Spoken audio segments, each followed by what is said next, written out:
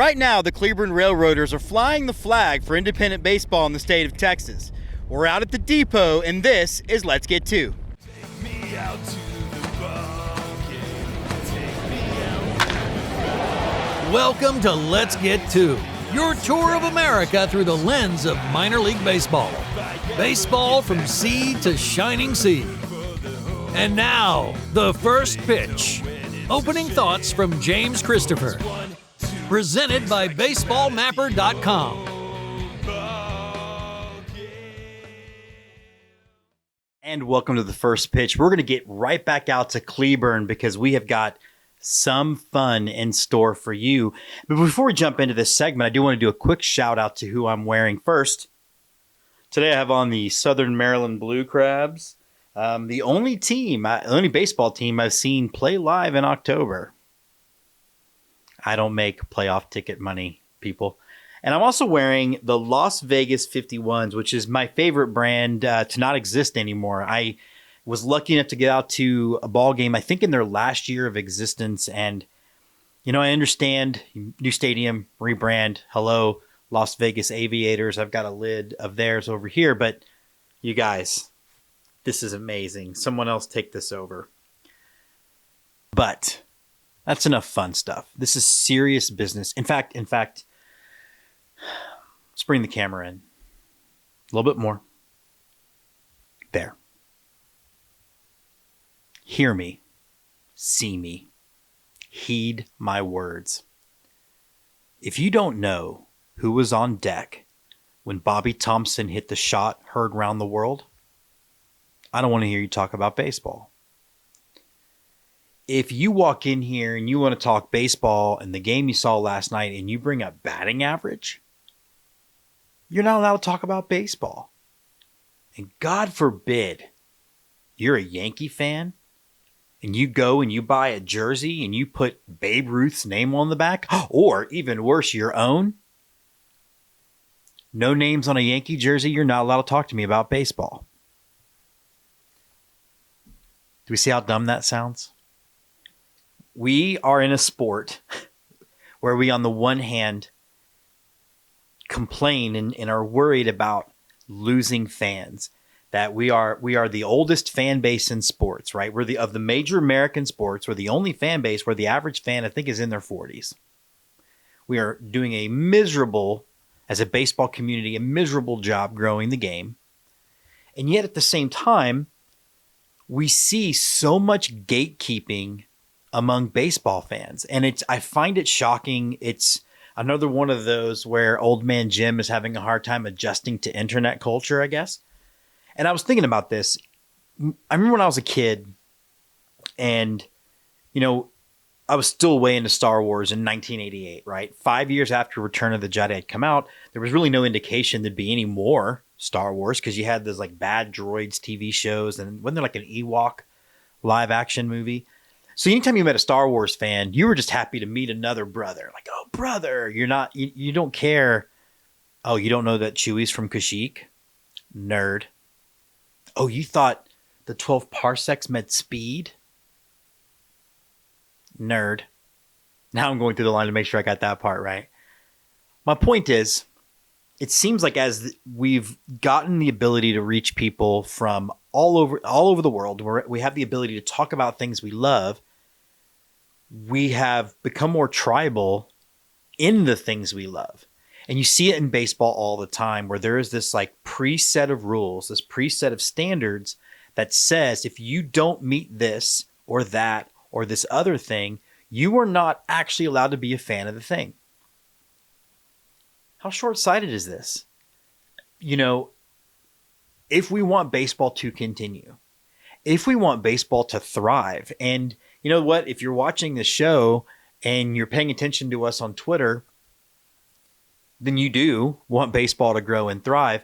We have to get to the point where rather than ridicule and push away, we welcome and if need be, gently sort of indoctrinate or educate them into what makes this game awesome and beautiful. I love baseball. I love baseball as much as anybody.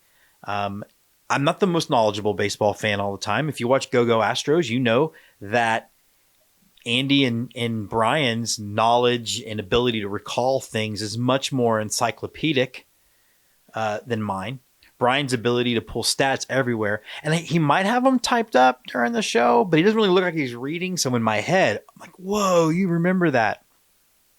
Little hero worship there for you, Brian. But it doesn't make me feel like I'm any less of a fan.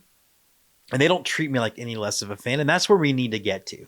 If we want baseball to grow, we've got to reach younger generations that are maybe lower socioeconomically, and which also means we have to reach out to the Black community. But that's a first pitch for another day. We have to stop gatekeeping. And this actually applies too to some minor league teams who have sort of adopted a Barstool-esque Twitter persona, and they are just abusive to other major league fans. And it's like, I don't understand. All I'm here to do is celebrate your team, your brand, buy things from your online store. Why are you making me feel like I'm not welcome because I have a fandom listed in my Twitter profile? We have to stop gatekeeping, everybody. And it's a thing that, I think what it means if we don't is that we're going to be left with a sport that is barely relevant, that's on life support, and all we're doing is sort of sitting around, the 8 of us, talking about how cool it was when, I don't know, Aaron Judge hit 100 home runs in a row or something silly, right? Like it doesn't seem like it makes good life sustaining sense. So here's what I'd like everybody to do. Starting at this moment, as soon as this episode, I want you to finish this episode because you're going to love it. We're going to talk, Cleburne was great. Taylor from Cleburne is amazing. And we had a really great time. So as soon as this episode's over, I want you to make a switch change in your brain. And I want you to go out, and the next ball game you're at, if you see somebody that's new that maybe doesn't understand it all, maybe they're there for Princess Night or Pride Night or Star Wars Night or Defenders of the Diamond Night, whatever, the Dogs in the Park or Bark in the Bark, whichever version you have, talk to them, strike up a conversation, make them feel like they are in what I believe baseball to be, which is a welcoming, warm, beautiful environment, and one of the happiest places for me on earth. So that's it. I just hope we can stop the gatekeeping if we really want the sport to keep growing. Again, great episode coming your way. We had a great time in Cleburne. Not only do we have Taylor on the show, but we're also going to talk to the Cleburne CVB. Anna from Baseball Bucket is back because she had such a great time that she joined us 2 weeks later. And we have 2 big pieces of suspense hanging in the balance in the next segment. So stay with us. On the St. Louis team, we have who's on first, what's on second, I don't know's on third. That's what I want to find out. I want you to tell me the names of the fellas on the St. Louis team. I'm telling you, who's on first, what's on second, I don't know's on third. Do you know the fellas' names? Yes. Well, then who's playing first? Yes. I mean, the fellas' Who's on base. first? Who? The Let's Get To Team of the Week. Who? The guy on first base. Presented by the Baseball Bucket List Podcast. I'm not asking you, I'm telling you, who is on first? I'm asking you who's on first. So we're super excited to welcome Taylor Robinson from your Cleburne Railroaders onto the show. Taylor, first of all, how are you? How is y'all at the time of this recording just started? How's the season been so far in its infancy?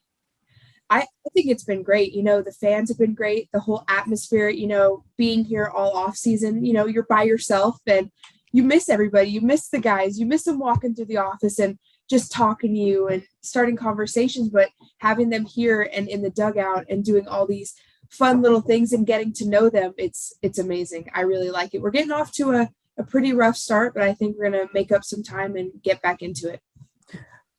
I hope so. I would love nothing more than to see Cleburne get a championship and just show all those Yankee teams. Never mind. That's a whole other conversation. But let's talk a little bit about you. So I know that you're a big baseball fan, big Rangers fan.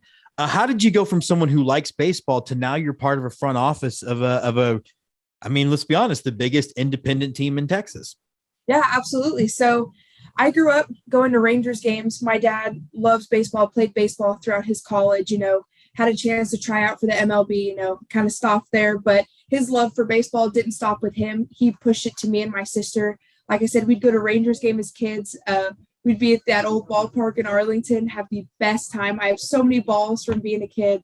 Then I played sports my entire life, in soccer, gymnastics, cheer, volleyball, golf, all that stuff. It was I just grew up around sports. Then I got into high school, played golf. I really wanted to do nursing school. That's what I really wanted to do. I'm a type 1 diabetic. So I was like, I want to help other people do this type of thing, go into the medical field. Then I realized, I've got health issues of my own. I really don't want to keep going with it. As much as I want to help other people, I deal with enough for myself. So I was like, you know what? I love sports. That's what I want to do with my life. Let's see where I can take it. So I went to UNT, started to get my bachelor's in recreation, event, and sports management. I made a great decision by joining the Sports Marketing Association. From there, I started a position, VP of Internal Relations, led to vice president, then president. So I graduated with that degree, graduated as president, got a minor in marketing. And then my junior year of college, I saw the Texas Air Hogs. I went to a internship fair, and I was like, you know what? A job fair. I'm like, I'm just going to see what I can find. I'm a junior in college. Let's see. I turned in my resume to Justin Terry, who was with the Air Hogs. I got a call a couple weeks later from Nate Gutierrez, who's with the Air Hogs. Well, hey, we want to have you out. Come meet the ballpark. Come see everybody. We want to have you working here. I go meet him in October of 2019 for the 2020 season. You get ready, COVID. And, COVID happens. And at the time, I was a youth sports coordinator for TJ Premier Sports, a golf coach. So I kept going with that. And they said, hey, we're not going to have a season. I'm sorry. We got you for next year. So I reached back out and I'm like, hey, what's going on? They go, well, unfortunately, we're not going to be a thing anymore. So Justin calls me. He goes, hey, I'm with the Cleburne Railroaders. This is in February of 2021. He goes, we'd love to have you down here, come intern with us. And that's where it started. They said, hey, we're going to put you in social media with Denning, who was our social media guy at the time. We want you to work with him, do that. I got there. I've been here and I've never left. So I was an intern from February to August, got hired on in August, and they handed me all the passwords, trusted me with the whole face. And that's how I'm here. So you're doing a great job. Let me ask you Thank the you. heavy question. And one of the cool things about what we're seeing in minor league and independent baseball is we're seeing women in all roles rising up. We've got on-base coaches. You're doing your thing we've got women behind the mic. How important is it? Or do you recognize that you're kind of part of this, this first generation through the way, through the breaches, as they say, as far as women in sports? Yeah, I find it extremely exciting. With a name like Taylor, people assume somebody else. So when they meet me, it's like, oh, that's who this is. I pick up the phone. I'm like, this is Taylor. Like, wait, what? And a lot of people get really surprised. They see not only am I a woman, but I'm young. They see that and they're like, oh, well, I'm a young woman too. And that's one thing I really want to push, being a woman in sports. And that's how it was at UNT too. When I was president of from the Sports Marketing Association, it was like I was the first woman president for UNT for that association. So I love seeing it. I kid you not, I have ads popping up on my phone today of it's a great day to be a woman in sports. And there's these brands that are promoting and pushing it. And I love to be a part of that. I have no words, honestly. It's amazing to see people come up to me, young girls going, I love what you do. I see you on Twitter. I see you on Instagram. We have a little girl here, Natalie. She adores me. And it's the funniest thing. This is actually our friendship bracelet. So oh my God, I'm seeing her tonight. Best. Yeah. She loves coming out here. And like I said, I see all the things like about Kelsey with the Fairy Hawks. That's amazing. I sit here and I'm just in awe. It's amazing. We're pushing boundaries. We're doing everything, and it's getting to a point where but men should be scared. We're coming for you. Like I'm here. I'm running the best. I hear I have the best social media. So guys got to be on the lookout. I think you guys definitely have one of the best. And I think it's super cool that you tag us and stuff. Yes. I want to talk about a couple of your regular promos. And I think one of the things that I love about this sort of new brand, when you guys rebranded before last season, you really embraced Texas. And how other teams, there's a couple teams that do it. The Corpus Christi Hicks do a great job of it too. How other teams don't buy into this identity that we all share as Texans, I'll never know. And I want to start with your Sunday regular promos, because the other cool thing is that the Railroaders have, both by geography and history, sort of a foot in each of the two MLB franchises here. So you guys do the Lone Star Legacy thing, which I'm so excited that we're going to be out at. And tell me a little bit about that and where it came from, because I think it's so cool. Yeah. So our ownership decided we love Texas. We're obviously in Texas. Cleburne is Texas. If you come here, you're like, if you want to know what Texas, we're 30 minutes from Fort Worth. It's Texas. I mean, we've got the best barbecue. We've got cow. You could see a pasture with cows. You could see longhorns, and then you drive up 30 minutes and you're in the city. So, Lone Star Legacy, we're really promoting not only Texas, but family legacy. We want people to start their legacy at the ballpark, just like I did as a kid. I started with my dad at the ballpark, going to see the Rangers. That's what we want to promote. We don't want to, everybody says, oh, baseball is a dying sport. It's not. Right. It is definitely not. We have families out here starting their own legacy. We want them to do that on Sundays. And with that being said, if you buy an adult ticket on a Sunday, your child 12 and under gets in free. So you're coming to the game. We just want you here. We want families to have a great time, see some baseball, make their own memories, have great food, and just that's it. We just want Texas, family, great food. Your kid gets in free, run on the berms. We've got a basketball court here. We just want everybody to start their legacy here, their baseball legacy, and get to grow up just like I did at a ballpark and have those memories. Well, and that leads us to the Texas tunes at the depot, because again, that's a big part of our identity as Texans is the music, particularly our sort of alternative underground sort of country thing. I mean, how big of a deal is that to be able to also shine a light on other artists? Oh, that's a huge deal. I mean, we had Dalton Torres here. He was here last Saturday. He has a song called Chisholm Trail, which is about the Chisholm Trail. I mean, you can't get any more Texas than that. We're right off Chisholm Trail. He's singing about it.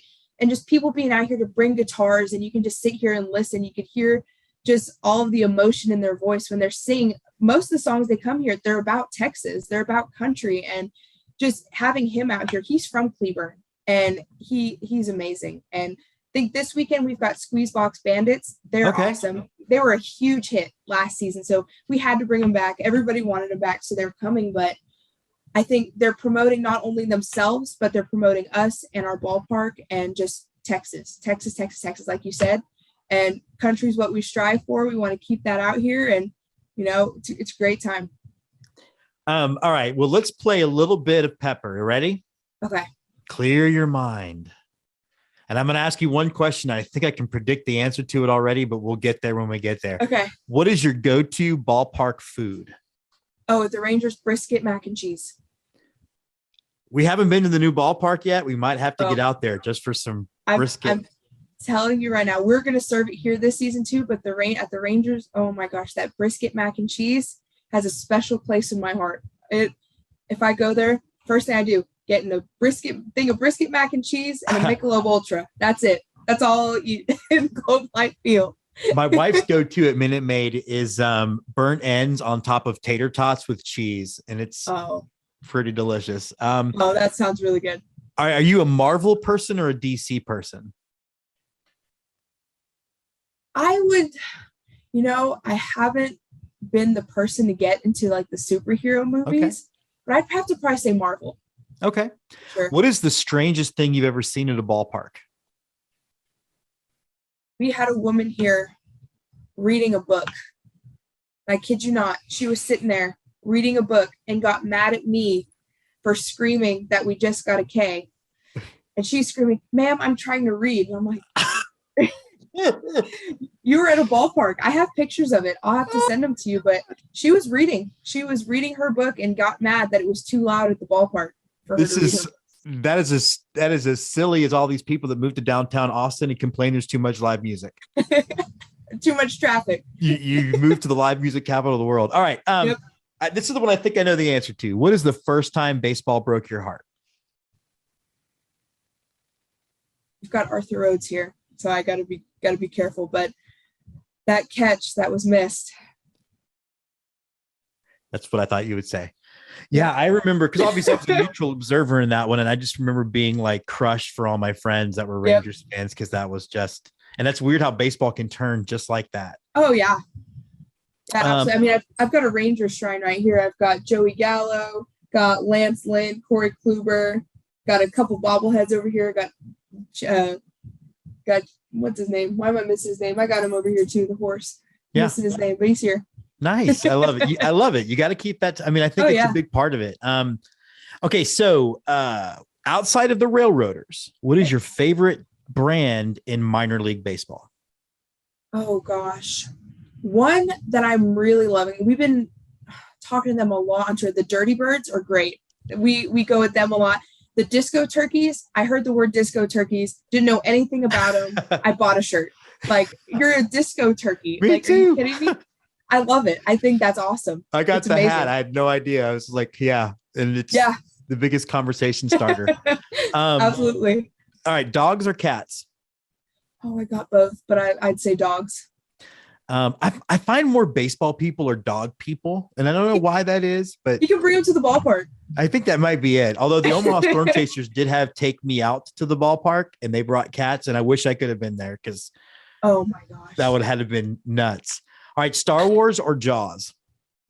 Jaws. Kevin Costner as a cowboy or ball player? Ball player.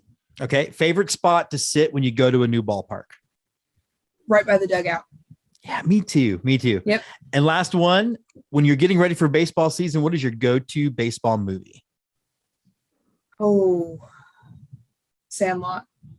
Okay, there you go. This is now we can tell the generational thing, because I'm like, I'm not a big fan. And I was covering the Fort Myers Miracle before they were the whatever they are now. And the guy's like, hey, Smalls is going to be here. You want to have him on your show? And I put him on the show because, of course, it's smart to have him on the show. But I was just like, let me pretend to really like your movie. It was the best acting I've ever done. All right, Taylor Robinson of the Cleburne Railroaders. We are so excited to get out there and see you guys. And thanks so much for jumping on Let's Get To. Absolutely. It was great to see you.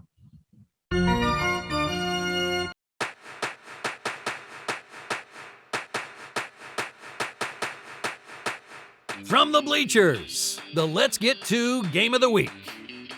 So we should really change the name of this segment to From the Club Level. I'm coming to you from the club level on From the Bleachers, and we're at the Depot, home of your Cleburne Railroaders.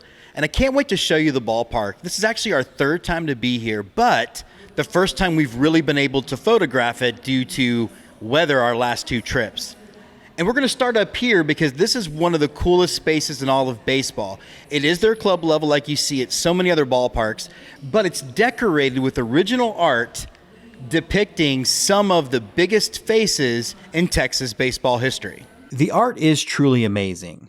Astros and Rangers of the past with factoids from their careers. You can actually get prints of these from the team store. Artist Will Johnson does a wonderful job, and we've got a couple that we're adding to our own collection. Now, at its best, a ballpark should be a center of a community, a place where you can go where everyone knows your name. Yes, like Cheers. The Depot is that place for the people of Cleburne and the surrounding area.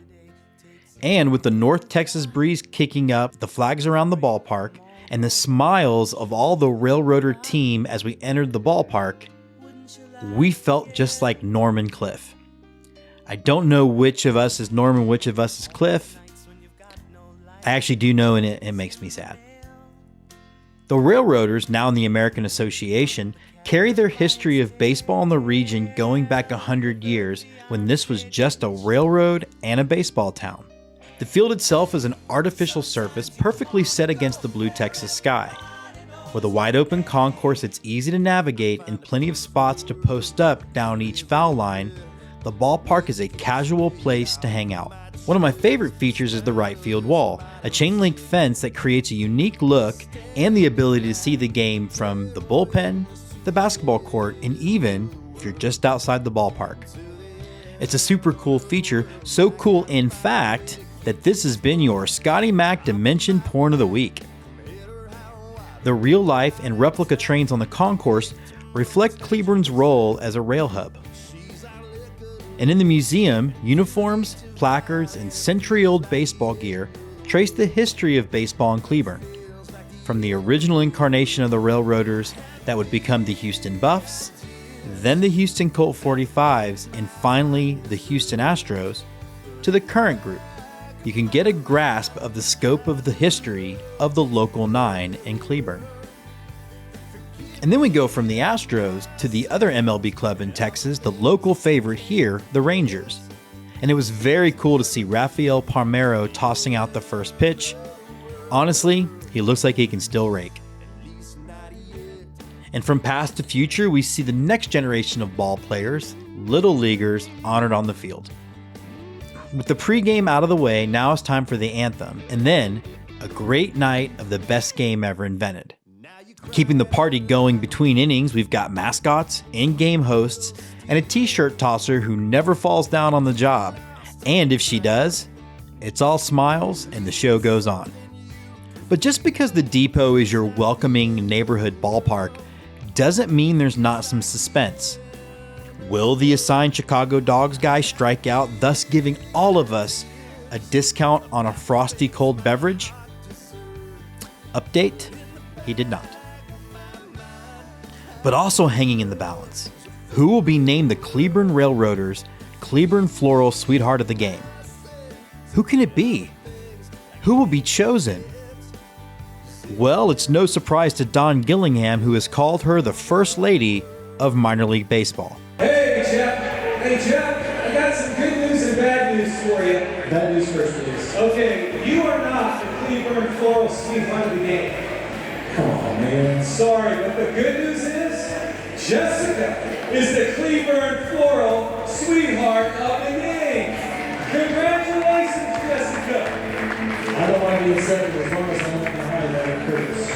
Hey, maybe next time, Jeff. Maybe next time. Maybe never will be Sweetheart of the Game.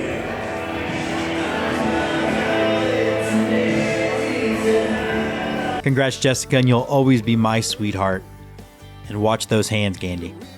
It was a great night for everyone in Cleburne. A night of getting hot playing on the berm and then cooling off with snow cones. Or cooling off with frozen Jack and Cokes. It was a night of hugs, a night of new friends, and a great night with the sweetheart of any ballpark I happen to be in. Get out to see the Cleburne Railroaders now. Don't wait for the wind to blow you in, because sometimes you just gotta go where everybody knows your name. Where everybody knows your name.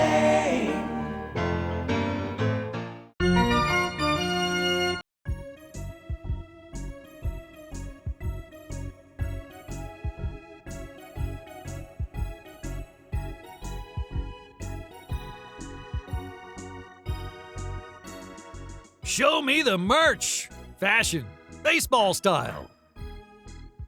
Presented by the Baseball by Design podcast.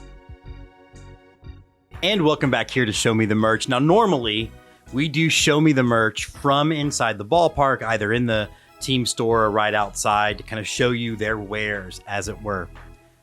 But when you realize that you practically have the Cleburne Railroaders team store in your own house, why not do it there? So that's what we're doing. And as we go through this, I'll show you some slideshows of everything I've gotten. I've got 3 jerseys, a couple of hats, a pullover, and a sweatshirt that I really dig. But I want to talk a little bit about the Railroaders and why I think you should check them out. One, I think they are bottom line, no doubt about it, one of the top 3 best designed independent leagues in baseball. They rival some AA and AAA teams as far as the quality of their merch and the variety of their merch. And this is all sort of expanded on by the excellent social media presence that they're often presenting themselves with. So that way we get the merch out there. It's kind of cool because they tag me in all their stuff, and it's like, well, great. It's almost Corpus Christi Hooks level how quickly I'm gonna buy stuff from the Railroaders. I even bought the clear vinyl bags so that way Jordan and Jessica would be able to get into the game that we're currently at and not have to worry about going back to the car or whatever. But again, it's well designed. They've got new era hats in 5950. No flex fits, and I think they should, but that's their choice. But they've got 5950s. They've got really great jerseys. They've got a lot of other cool ancillary items that I think is absolutely worth checking out. So make sure that you do log in and support the Cleburne Railroaders by buying gear from them, and make sure we are buying directly from them and not some third-party organization. We want to support the Cleburne Railroaders, as they really are the most high-profile independent team in the state of Texas.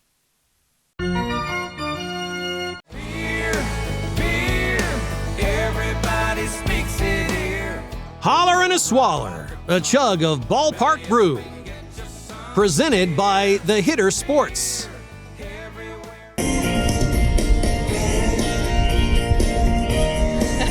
Plus, I sometimes include me dancing. Yeah, I like it. And we're here on Holler and a Swaller. We're back here with Chicago, the right fielder, Danny Mars. And we're back here on Holler and a Swaller with Anna DiTomaso, host of the Baseball Bucket List. And it's been either 2 days or 3 weeks since we've seen, because TV time. How's it going? Good. How are you? I'm doing great. You love this ballpark. I love this ballpark. I love this city.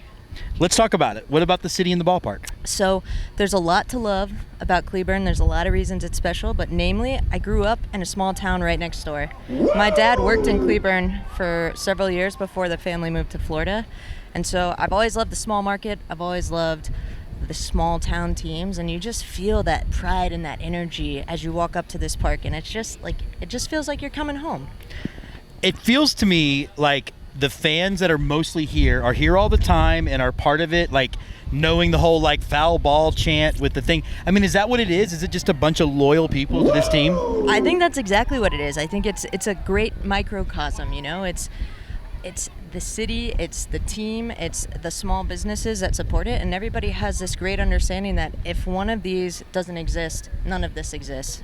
And it's just a great collaboration, and it's so much fun to be here. Talking to the CVB, they said that they were really hoping for this to become an anchor point of some more development, some more stuff like that. I mean, do you think that's going to change it for you, or do you think it'll make it better? I guess it'll change it. Will it be better or worse? I think it's going to be great. I mean, you see it coming, right? Like, they're building it out, and if you were here last year, it was a little different.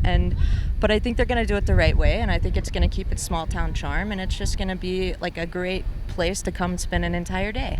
So one of your big draws is what we're drinking here. Let's tell everybody what we're drinking. Frozen Jack and Coke. A frozen Jack and Coke. Is this really what keeps you coming back? I will say this is not an easy drive for us.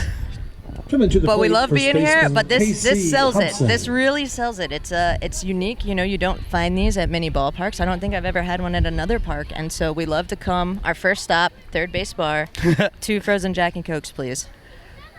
So is this our last game together this year? Do we know if we're crossing paths? Well, we may end up down near your neck of the woods at some point, but nothing on the books. But I would love to make it happen, because it's always a fun time. If not 2023, That's frozen right. Jack and Cokes. Holler and Swaller, Holler baby. and And now Swaller. in a, what do you call it, a ice cream Sipping. headache? Catcher, Ryan Lidge.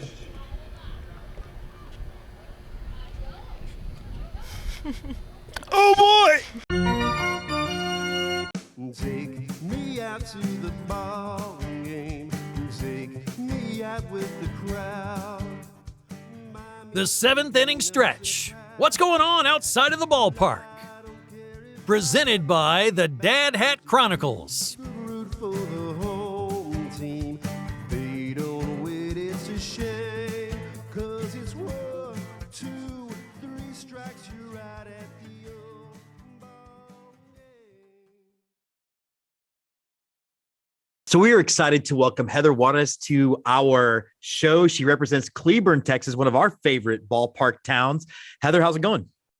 It's going well. Thank you for having us on the show today. Well, thanks for Excited to coming. Talk about Cleburne. I absolutely love Cleburne. This will be my 3rd year in a row going. It's got this sort of idyllic Texas small town thing with a really nice ballpark. But outside of the ballpark, what are some cool things that people should see or should recognize or know about the city? Well, I guess I can kind of start. People are probably wondering, you know, our Cleburne Railroaders, why the Railroaders? So, you know, Cleburne was established, the city, based off of our railroad history. And so back in the 1880s, when the Santa Fe shops shut in the Houston Galveston area, they came and opened their shops in Cleburne, Texas. Oh. So we have a lot of railroad history. And of course, that's where Cleburne Railroaders name came from. But of course, we didn't make it up today because the Railroaders were actually a team in the 1900s. So that's where they started. We just brought them back in 2017, which is great. Other than that, of course, sticking with the railroad theme, we have our Cleburne Railroad Museum that just opened in February. They went through a big expansion for over a year and a half. You know how construction goes. I do, yeah. But it's actually a really neat museum. They have several model trains running through a little town around in one big room. Of course, it's like a miniature Cleburne. So it's really nice to see. And then also the other thing that I think is very unique about that museum is they did special built display cases, and it's actually a passenger cart from what the trains look like. And then they put their exhibits inside. And I mean, it's phenomenal. But of course, outside of railroad, we have a lot more to offer. I mean, we have, for a small town that we have a lot of museums. And I think that's one of the things that makes us unique for being small town is, of course, we have our Cleburne Railroad Museum.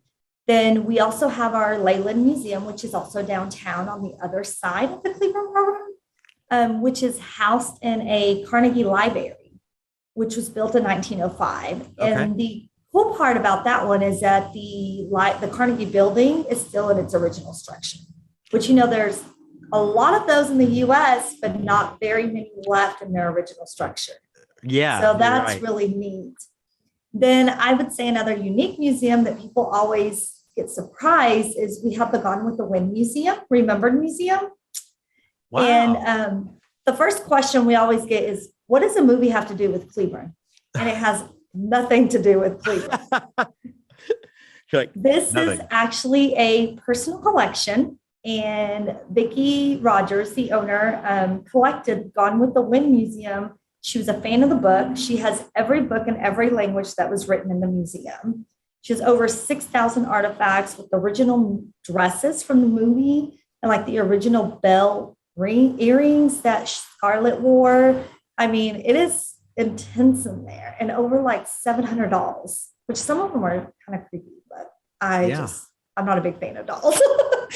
And then I think the other cool part is they have a miniature movie theater kind of inside the museum, where if you want to sit there for 3 hours, you can watch Gone with the Wind. You too can watch Gone with, Well, that's awesome. I mean, I'm a movie guy. I did not know that. We'll definitely check that out when we're up there in May. Yes.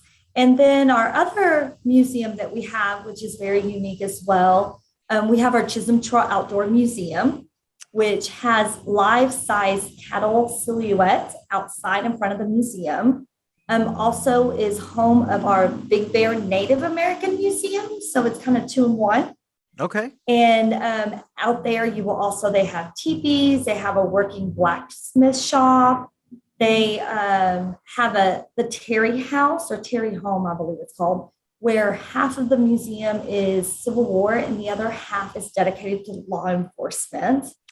Okay. And that one you'll have to come see, because that museum is actually part of it's dedicated to Mr. Bill Hardin. He is a Johnson County sheriff that has been in service for 75 years. Wow. In his 90s and still goes to work. Why? I don't know why. He loves it. You know, good. I mean, and thank you for his service, but boy, you've earned a break. Yes. So I think that part of the museum is very unique, and seeing that in his history along, of course, he's been law enforcement in other cities, but his last, 15, 20, something like that years has been in Cleburne. So, and then other than that, we have our Johnson County Courthouse Museum. It's a small museum that kind of just talks about Johnson County and just in general. And the courthouse, of course, is always cool to go see inside. Yeah, the courthouse is really pretty. Yes. And that's one of the things I wanted to ask museums. too is you have the depot, the ballpark. And it seems like the goal is to have sort of stuff around it. How important is the ballpark going to be as far as just the culture in Cleburne? I think it's going to be very important. The businesses around it are still in the works. The city doesn't own the property, somebody else does. And so, always getting that right business to go in. Sure. Because once you have that first business, it just takes off. And so it has been kind of what would I call it? I don't know, kind of like a up and down, some businesses come, but they're not the right fit or something. But we're hoping that soon, the owners of the property around the depot will be able to start putting some businesses out there. I know that they're looking at having retail, restaurants, entertainment, a hotel. Again, I don't know when that will take place. And I'm sure the pandemic didn't help, right? Like exactly. For 2 years, all that progress must have stopped. Oh, yes. But of course, we have so much more outside of that until that's being built. We have all these museums. We also have several live entertainment options. We have Songbird Live, which is a small venue, intimate, to watch music, live music. They do from jazz to polka to country to Western swing. I mean, it's a cool, intimate place. Then we also have our Plaza Theater Company, which has 2 locations in Cleburne, and they're actually a theater in the round, which, there's not very many of those. No. And I think the unique part about our theater is that the center of the stage actually rotates. And so there's, I believe, 6 or 7 rows from the bottom floor up, and you just never have a bad seat in that. That's really awesome. Hall. Yes, and they have the best actors. I don't know where they get them from. Definitely have to check that out. Before we go, one place that you feel like we have to eat. If we're going to Cleburne, where's a good local place that you think we have to eat? You're going to do that to me. I'm going to do that to you. That's what I do. Oh my gosh, that's hard because I love all of our restaurants and I could eat at all of them every day, 3 times a day if I could. Let's go this way.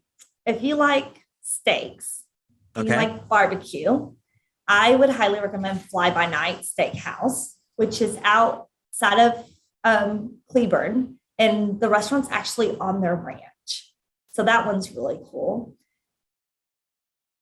And then if you like Mexican, I would go with La Cima Mexican Cuisine, which they're actually named our #1 restaurant in Cleburne by TripAdvisor and Yelp. Can't go wrong there. Can't go wrong there. I think I'm doing the steak on the ranch, though. Yes, but they're an evening. They don't open during the day. Okay. They're an evening. But yes, during the evening, before you go to the game. And then I would say for lunch, I love the Garden of Eden Bistro. Okay. It's downtown. I know that men that probably come to the baseball game are probably going to be like a bistro, salad, and sandwiches. Right. But I swear they're like really good. They're very unique. They have really fun names. She's just gone above and beyond. But if that's not your thing, then we have Burger Bar downtown. I've been Burger there. Bar is a 10 by 10 spot that has literally 4 stools, and you have to wait to order your burgers. But they grill them on a grill that's over 100 years old. So, I mean, you get 100-year-old burgers. I'm into it. Thank you so much. Her name is Heather Juarez. She's representing the Cleburne CVB. Thanks so much for jumping on Let's Get To.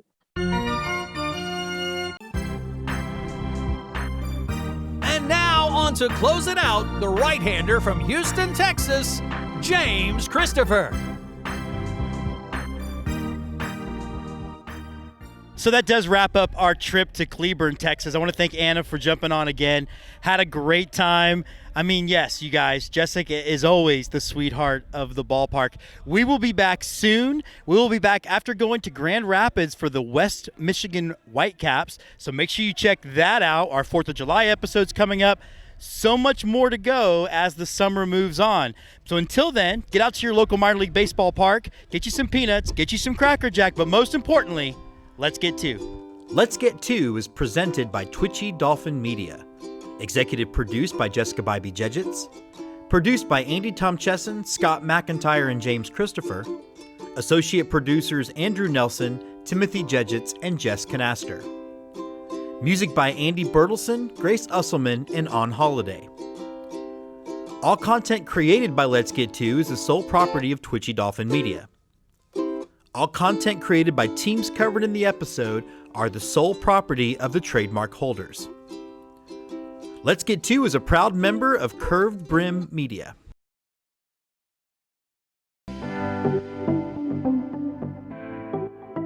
This podcast is part of the Curved Brim Media Network. Here are some of the other members of Curved Brim Media. Hi, I'm James Christopher, host of Let's Get To, and we are going to be taking you on a tour of this great country through the lens of minor league baseball. That's right, from sea to shining sea, we're going to be looking at towns big and small as we explore the greatest game ever invented.